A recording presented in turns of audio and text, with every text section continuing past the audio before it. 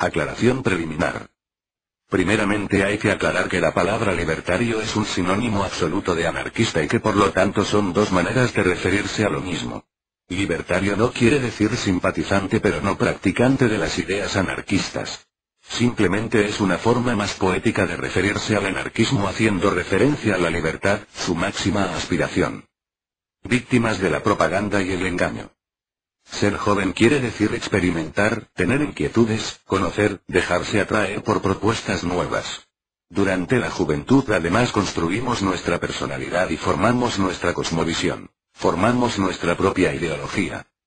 El Estado y el capital utilizan el sistema educativo y la publicidad para que los jóvenes nos adaptemos y asumamos con total sumisión la ideología del sistema, el autoritarismo y el consumismo.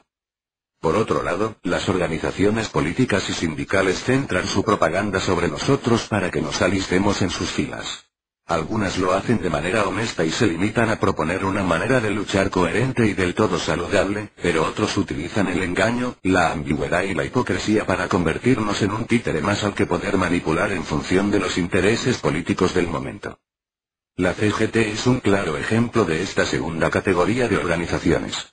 Muchos jóvenes con inquietudes e interés por las ideas libertarias son víctimas del engaño sistematizado y planificado que utiliza esta organización para lograr sus intereses políticos. La CGT utiliza los colores rojo y negro, la A, circulada o eslóganes como libertaria y solidaria para atraer a los jóvenes con inquietudes anarquistas. No solo utilizan una simbología anarquista sino que se declaran anarco-sindicalistas y herederos de la CNT, la organización obrera que más lejos ha llegado con sus aspiraciones revolucionarias en el Estado español a lo largo de la historia. Os preguntaréis, ¿y cuál es el problema? ¿Qué pasa? ¿Que no son anarquistas? ¿Que no son libertarios? ¿Que no son anarcosindicalistas? Pues, sencillamente, no. De ninguna manera. Y explicamos por qué. El anarquismo. Armonía entre el qué y lo cómo. El anarquismo es una filosofía política y social basada en la total oposición a cualquier forma de gobierno.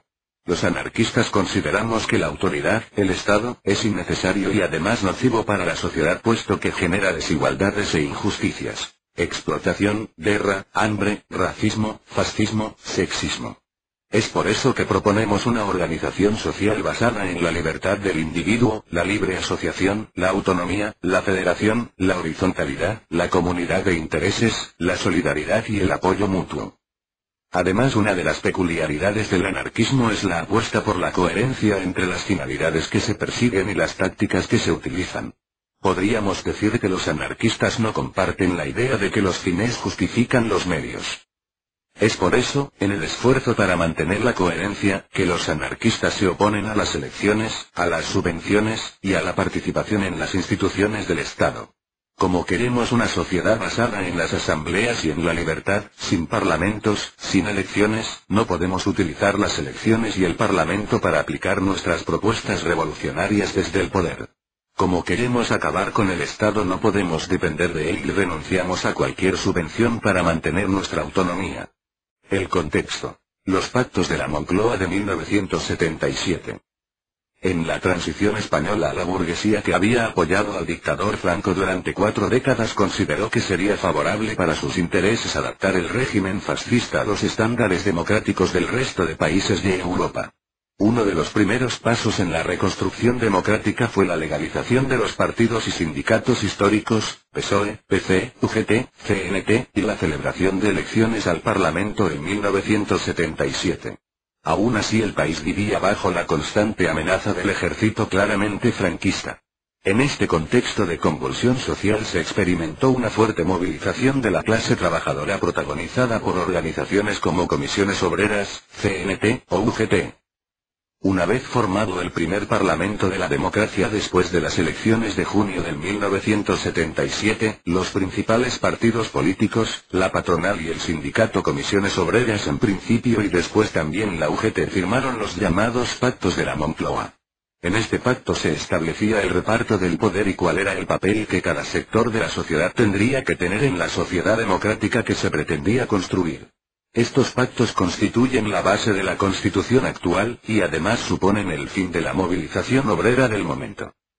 Los partidos políticos utilizaron sus ramas sindicales, el PSOE, la UGT, el PC, las comisiones obreras, para colocar en el Parlamento a sus dirigentes, y una vez hecho el reparto de poder decretaron la paz social, es decir, la no confrontación directa entre la clase trabajadora y la patronal, sino la negociación y el pacto entre los agentes sociales.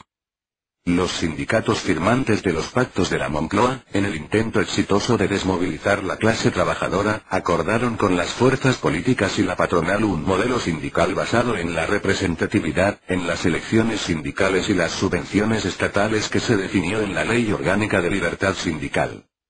Elecciones sindicales, comités de empresa y subvenciones estatales. El modelo sindical oficial que deriva de los pactos de la Moncloa está basado en la representatividad y consiste básicamente en trasladar el sistema parlamentario de partidos elecciones-gobierno, a las empresas con el esquema sindicatos elecciones-comités. En una misma empresa pueden haber trabajadores afiliados a varios sindicatos puesto que cada cual elige su sindicato en función de sus preferencias prácticas o ideológicas.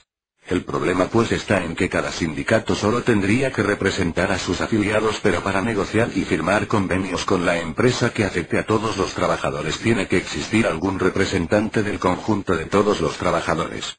Lo más lógico sería que todos los trabajadores de la empresa se reunieran en asamblea para acordar cuáles son las condiciones que la plantilla puede aceptar y cuáles no, y por lo tanto que solo los trabajadores se representaran a sí mismos de forma horizontal. La realidad es por desgracia otra. Del mismo modo que en el Estado hay partidos políticos que presentan candidatos para que en unas elecciones el pueblo escoja sus representantes, el Parlamento, en las empresas también existen elecciones. Cada sindicato presenta una lista electoral, hace su campaña electoral. Y los trabajadores votan la lista que más les gusta o la que menos asco da.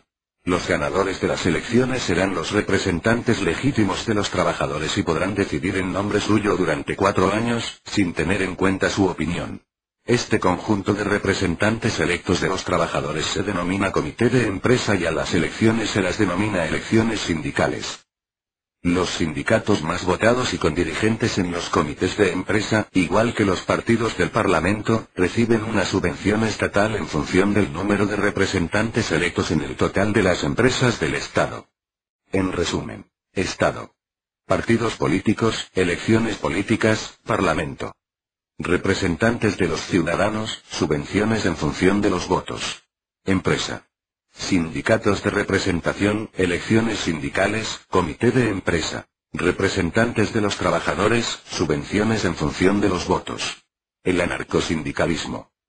Entendemos el anarcosindicalismo como la síntesis de la teoría y la práctica del anarquismo actuando sobre, y en todo tipo de asociacionismo obrero que confluye en un sindicato.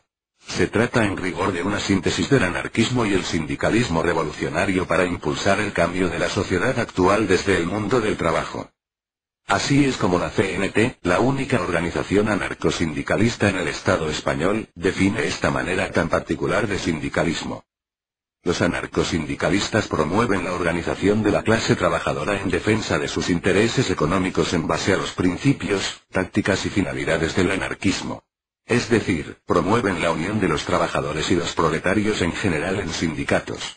Sin renunciar a las finalidades anarquistas, la autogestión de la economía en una sociedad comunista libertaria, los anarcosindicatos también luchan por la defensa de los intereses cotidianos de la clase trabajadora. Contra los despidos, contra las reformas laborales que empeoran las condiciones de trabajo, contra la subida del precio del transporte, contra la desaparición de la sanidad gratuita y universal, por la reducción de la jornada laboral, contra el aumento de la edad de jubilación.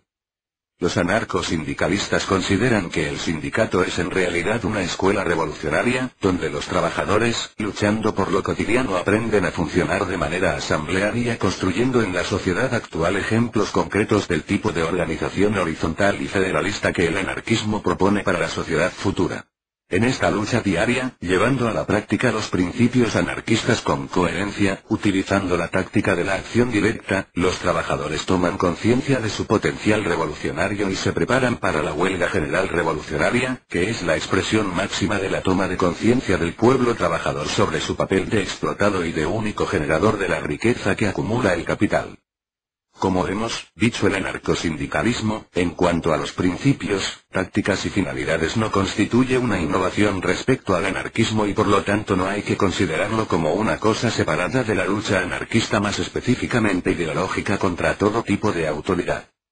Así pues, las organizaciones anarcosindicalistas son organizaciones de la clase trabajadora que luchan en base a la horizontalidad y el asamblearismo, el federalismo, la autogestión, la independencia de los poderes políticos y del Estado, la solidaridad, la acción y la confrontación directa entre explotados y explotadores sin representantes electos. Quinto Congreso de la CNT. El anarcosindicalismo contra las elecciones, las subvenciones y los comités de empresa. En el contexto de la transición y de los pactos de la Moncloa, la CNT, recientemente legalizada y reorganizada públicamente, celebró su quinto congreso en el que la organización tenía que decidir cuál sería su estrategia a seguir ante el nuevo modelo sindical oficial que las otras organizaciones sindicales habían acordado con el poder político y patronal. Este congreso empezó ratificando los principios, tácticas y finalidades anarquistas y seguidamente se trató cuál sería la posición de la CNT ante las elecciones sindicales, los comités de empresa y las subvenciones estatales. En consecuencia con los principios anarquistas que se habían ratificado al inicio del Congreso, se decidió que el anarcosindicalismo se mantenía coherente y por lo tanto había que negarse a participar en comités de empresa, que había que boicotear las elecciones sindicales y que se renunciaría a las subvenciones. La decisión era coherente y no podía ser otra. Los comités de empresa y las elecciones sindicales reproducen el sistema parlamentario y jerárquico. La participación en comités de empresa es contraria al principio de horizontalidad, puesto que los miembros del comité tienen el poder de decidir en nombre de todos los trabajadores y por lo tanto son una autoridad, una jerarquía. Además, las elecciones y el sistema de representación desmovilizan a los trabajadores, puesto que es mucho más sencillo votar cada 4 años a aquellos que se ocuparán de tus derechos que no participar constantemente en asambleas donde día a día tienes que contribuir a la causa colectiva.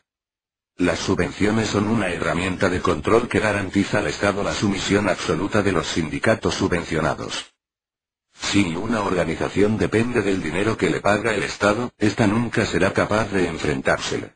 El Estado, en el momento de sentirse amenazado por un sindicato subvencionado, solo tiene que retirar la subvención y el sindicato se desorganiza por carencia de medios económicos. Además, y con palabras más sencillas, ningún perro muerde la mano que lo alimenta. Además, el Congreso se reafirmó en el rechazo al sindicalismo profesional. Es decir, se volvió a acordar que en los sindicatos no podía haber gente contratada y a sueldo para defender los derechos de los trabajadores, puesto que los liberados sindicales viven de la gestión de los conflictos entre el trabajador y el capital y tienen sus propios intereses que pueden ser contrarios a los de los trabajadores que defienden. De hecho, esta es una idea que ya venía de la Primera Internacional en el siglo XIX, que proclamaba: la emancipación de los trabajadores será obra de ellos mismos o no será. La CGT. Adiós al anarcosindicalismo. En este quinto congreso de la CNT se evidenció una división interna protagonizada por una serie de sindicatos de la misma CNT que no aceptaron la decisión de oponerse a los comités, a las elecciones, las subvenciones y los profesionales del sindicalismo. Unos cuantos sindicatos de la Confederación decidieron libremente abandonar la CNT y crear un proyecto nuevo que denominaron CNT Renovada, CNT del Quinto Congreso, o finalmente CGT. Una minoría de sindicatos y afiliados de la CNT que se posicionaron a favor del modelo sindical oficial pactado, crearon una nueva organización que se adaptó a este modelo. El problema fue que al marchar de la CNT, no reconocieron nunca que en realidad ya no formaban parte de aquella organización ni del anarcosindicalismo. Al contrario, a pesar de cobrar subvenciones y presentarse a elecciones, siguieron utilizando las siglas CNT, y reclamándose herederos de esta organización y de toda su historia y simbología. Esta CNT ilegítima, se conoció en un principio con el nombre de CNT Renovada, puesto que sus impulsores creían que la CNT legítima, la de toda la vida, se tenía que renovar y adaptar su ideología anarquista a la realidad del momento. Es curioso cómo la renovación en realidad era una renuncia al anarcosindicalismo y una apuesta por un sindicalismo a palo seco.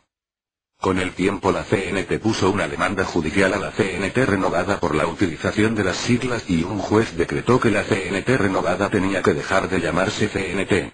Es a partir de este momento cuando la CNT Renovada se empieza a llamar CGT. Este es el origen de la CGT que conocemos hoy en día.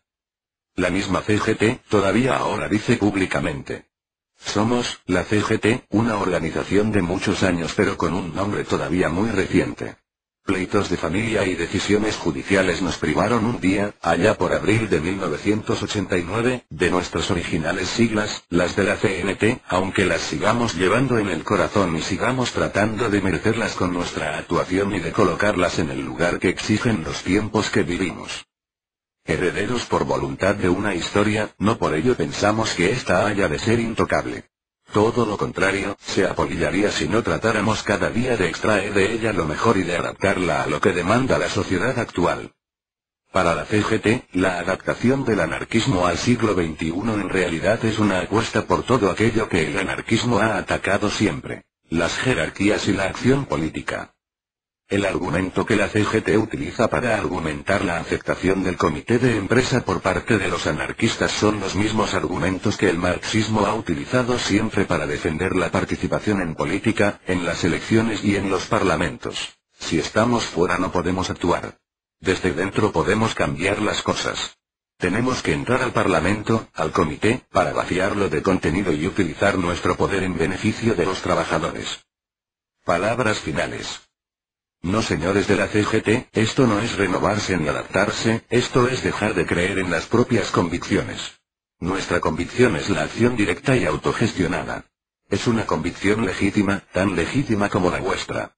Nosotros hemos asumido el riesgo de poder estar equivocados, pero el compromiso de luchar porque esta convicción revolucionaria sea compartida por aquellos que nos rodean. En base al ejemplo y la coherencia nos esforzamos para ser un referente de honestidad e integridad que tiene que atraer irremediablemente a los compañeros y las compañeras más críticas, a aquellas personalidades irreducibles y no manipulables a base de ambigüedades y estética libertaria.